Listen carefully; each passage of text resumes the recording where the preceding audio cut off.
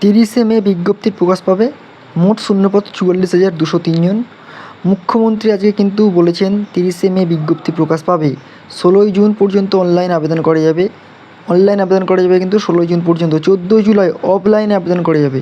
14 July offline আবেদন করা যাবে।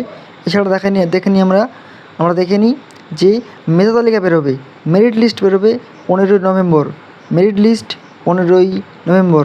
কাউন্সেলিং শুরু হবে 20 নভেম্বর থেকে। 31শে ডিসেম্বরের মধ্যে কিন্তু সম্পূর্ণ নিয়োগ প্রক্রিয়া কমপ্লিট করা হবে। 31শে ডিসেম্বরের মধ্যে কিন্তু নিয়োগ প্রক্রিয়াটা সম্পূর্ণ করে দেওয়া হবে। ওকে, আমরা দেখে নিই কোন ক্লাসে মানে কীভাবে নিয়োগ করা হবে তার পুরো প্রক্রিয়াটা আমরা দেখে নিই একটুখানি। নবম দশম শ্রেণী 23,212 জন, একাদশ দ্বাদশ 12,514 জন, গ্রুপ সি 2,989 জন আর গ্রুপ ডি 5,488 জন।